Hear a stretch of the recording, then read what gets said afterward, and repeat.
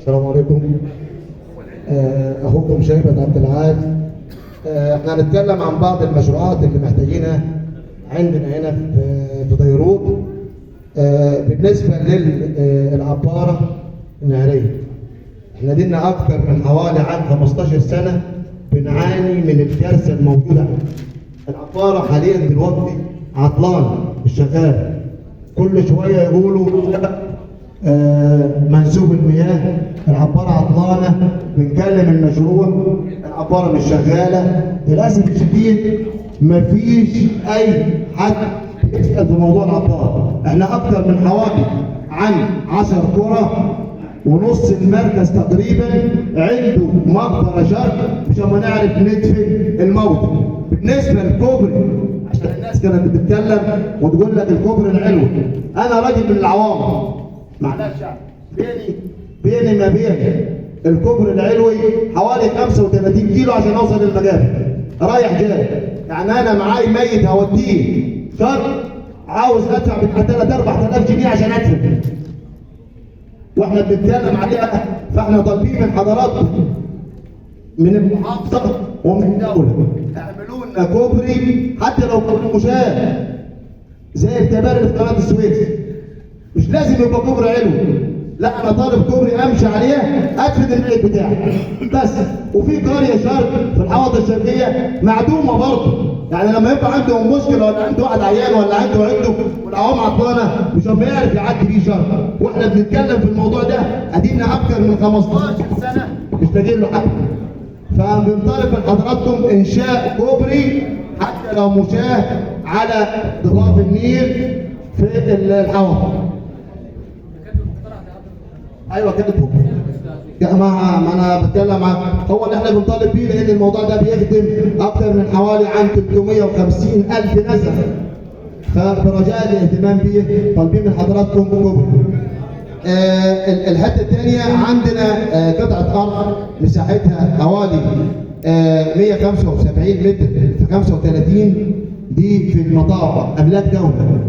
بنطالب من حضراتكم عليها مدرسه ثانويه، مدرسه تخدم برضه شكل. احنا عندنا مدرسه واحده شرق اللي هي مدرسه عبد الرحمن بتخدم حوالي 7-8 قرى، فطالبين مدرسه ثانويه ثانيه على املاك الدوله. دي مساحه ارض تابعه لاملاك الدوله. الحته الثانيه اللي بنتكلم عليها عاوزين معهد فتيات. احنا عندنا شرق ما فيش ولا معهد، عشان خاطر انا بتكلم مع حضرتك من الحوطه من العوامر من الجرف من النازله من المطاوعه من شلش من بني يحيى، لازم اودي بنت ديروت اللي هو اعدادي. فطالبين من حضراتكم انشاء معهد فتيات يضم القرى الشرق. يعني مشروع الغاز الطبيعي لحد الان ما حدش بدا فيه، ومشروع الصرف الصحي بصراحه يعني الناس كلها بتشكي منه. للاسف الشديد ما عليهش اي رقابه، ما عليهش اي رقابه. والسنه الماضيه مات عامل في العوامر بسبب اهمال الصرف الصحي. انا راجل قدام بيتي من حوالي بتاع 10 ايام 5 معدات وقعوا قدام بيتي بسبب الصرف الصحي. الصرف الصحي كارثه ما عليهش رقابه، وبنكلم المهندسين هنا بتاعت الصرف الصحي ما حدش بيسال فينا. انا راجل كنت مرشح مجلس الشعب وبكلم الناس والناس كلها دي عارفاني، فبتكلم ان احنا بنطالب الناس دياتي وما حدش بيسال فينا للاسف. فرجاء من المحافظه تهتم بالموضوع ده، لان الموضوع ده هيسبب كوارث، واحنا مش بنفوق غير لما تحصل عندنا كارثه. رصف الطرق لحد الان في شوارع رئيسيه خلصت من الصرف الصحي ما حدش برضه اهتم بيها في موضوع الرصف. فده اللي بنتكلم عليه، بتكلم على ديروت عامه والقرى كلها مش لما اتكلم على قريه بعينها. في رصف الطرق سكن كريم، سكن كريم احنا عملنا وحصرنا من حوالي 3 سنين لحد الان ما حدش اتكلم فيه. اتفضل. سكن كريم تحديدا على مستوى الجمهوريه لم يتم البدء فيه. تمام. سكن كريم لم يتم البدء فيه حتى الان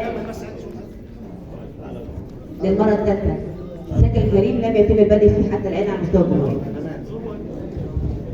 شكرا يا استاذ توضيح.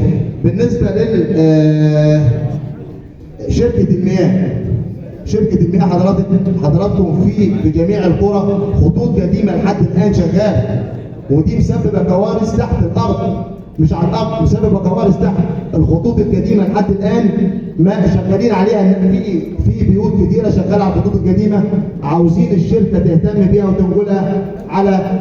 امبارح بالليل حضرتك العوامل الساعه 2 بالليل في ماسوره ضربت في الخط القديم، البيوت جبنا عربيه الكسح في الليل، كانت البيوت عايمه بسبب شركه المياه. النهارده والفيديوهات موجوده معايا على التليفونات. للاسف شركه المياه مش شغاله عندنا في بيروت خالص.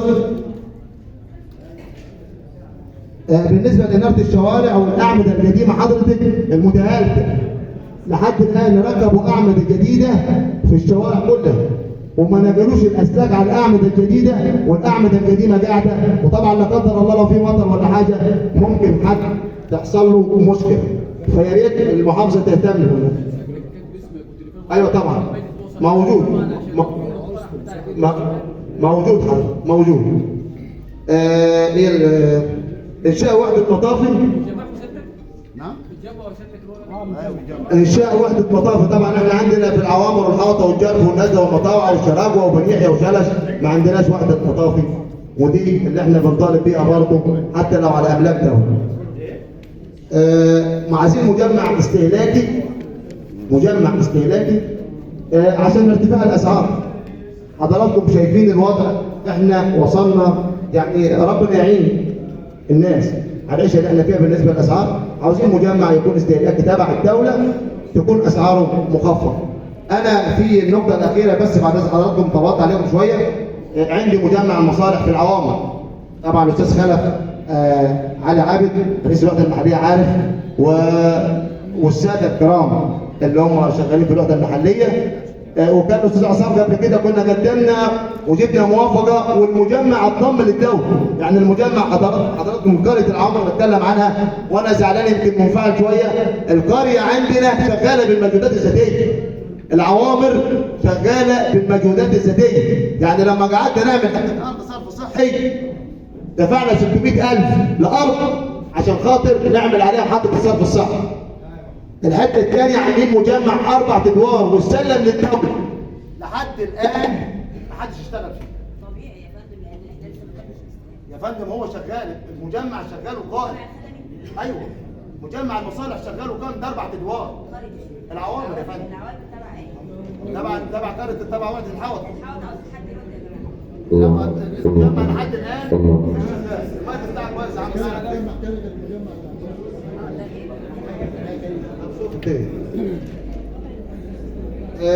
طبعا انا قلت اللي عندي عشان خاطر بس انا بتكلم معاكم. عندنا ناس في العوامر معلش طولت عليكم. الخدمات اللي عندنا في البلد اللي بتكلم عليها حضرتك كلها بالمجهودات الذاتيه، ولسه عاملين مدرسه عاملها الحاج سعد عبد الحميد زكي من العوامر سلمها للدوله، والمدرسه شغاله برضه مجهودات ذاتيه. يعني العوامر قائمه على مشروعات ذاتيه، الدوله مش هتفيدنا بحاجه. فرجاء خاص اهتموا بينا شويه. هسلمها والله هسلمها والله. كنت اتكلم في حته مش اتفضل معلش بس ثواني. بالنسبه للموقف اسيوط حضرتك، موقف اسيوط الناس اتكلمت فيه، الموضوع ده عامل كارثه في بيروت. موقف اسيوط معلش موقف اسيوط احنا تقريبا بيروح اسيوط عندنا يوميا حوالي من 3000 ل 4000 مواطن وطالب ومريض. يعني بتبقى ناس مسنه بتتبهدل على الموقف، الناس بتتسرق وبتتبهدل وشغل بطل من السواقين. يعني الاجره محددها المحافظه 12 جنيه، السواق يقول لك يا تركب 4 يا تركب لي 3 وتدفع 15 جنيه. مفيش رقابه على الموقف بتاع اسيوط بيروت خالص، والناس كلها بتشكي منه. برجاء من المحافظه، لان احنا عندنا اكثر من حوالي 250 عربيه ميكروباص شغالين على الموقف الفعلي اللي شغالين. وانا بقى عارف انا بقول لك، وخلي بال حضرتك من بعد الساعه 4 العصر مفيش ولا عربيه بتبقى في اسيوط. بنجيب عربيه تقريبا وبندفع لها 15 و20 جنيه عشان توصلنا ديروت. فالموقف محتاج رقابه لان اداره الموقف مش شغاله خالص.